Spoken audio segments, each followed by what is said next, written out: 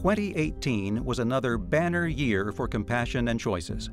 After 20 years of trying to pass a medical aid in dying law in Hawaii, we led the grassroots campaign that enabled the Aloha State to become the 8th jurisdiction to authorize this end-of-life care option. Time is long past to pass this bill.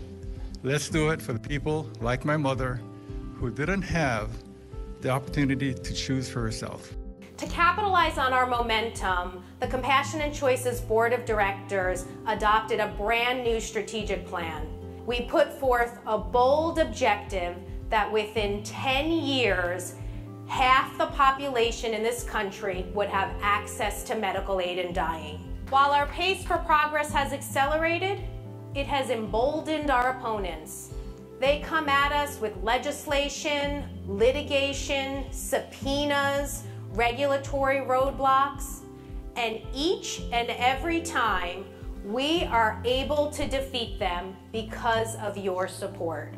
In fact, our opponents, who filed a lawsuit seeking to invalidate the California End-of-Life Option Act, won a court judgment on May 24th. It temporarily suspended the law. People right now that have the medicine don't know, if they take it, are they doing something wrong, or will they come after their wife? Right.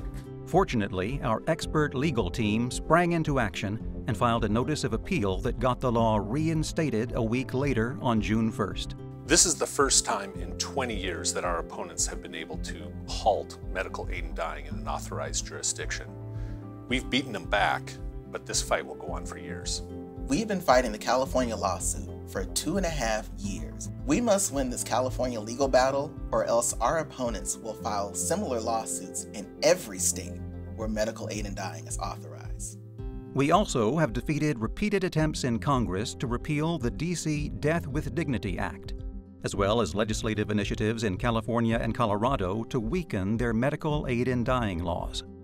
Compassion and Choices also expanded and engaged a diverse array of constituents in 2018. Through our Doctors for Dignity program, our doctor advocates persuaded the New York State Academy of Family Physicians to endorse medical aid in dying, and the American Academy of Family Physicians to drop its opposition to it.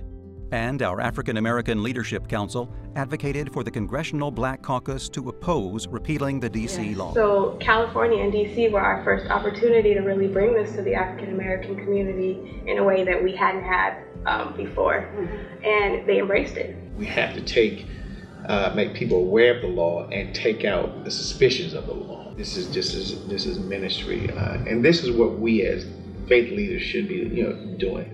We secured endorsement from the National Hispanic Council on Aging, the Latino Commission on AIDS, the Hispanic Health Network, and Latinos for Healthcare Equity. And we expanded our education efforts by producing public service announcements about end-of-life care options in California, D.C., and Hawaii. Hola, soy Mauricio Ochman. Please share your personal or family story about the need for this law.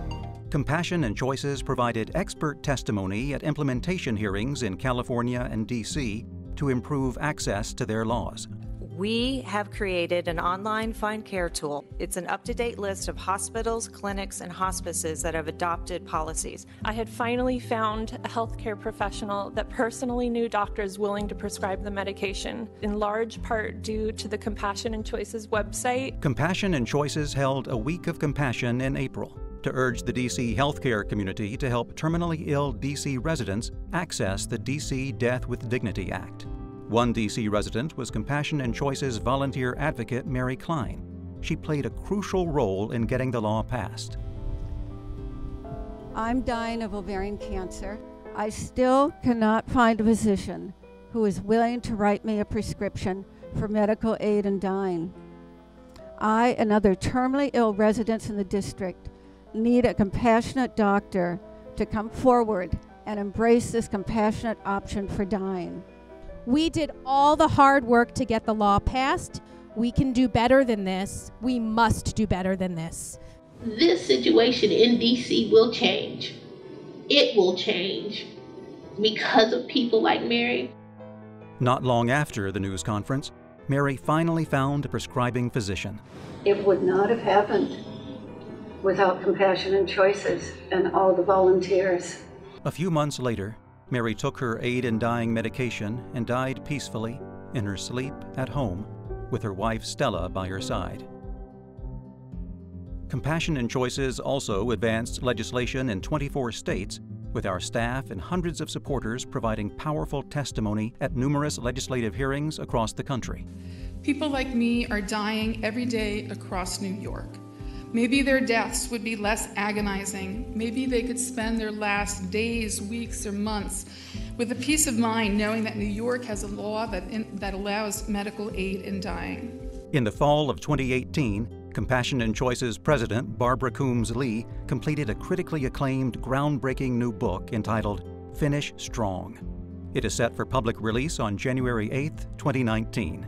This book has the potential to transform end-of-life choice and care the way our bodies ourselves transformed the women's health movement. Well, Finish Strong is actually a culmination of a 5-year effort. This is not a memoir, it's not a political commentary. It's a tool for people to navigate their healthcare decisions as illness advances, as vigor declines, and there are so many crucial decisions to be made. I'm hoping that this book will be of help to people facing those decisions and those who love them. As a result of your generosity, your resilience, and your resolve, we have realized unprecedented progress in 2018. On behalf of the Compassion and Choices Board of Directors and staff, I'd like to extend my heartfelt gratitude. Thank you so much.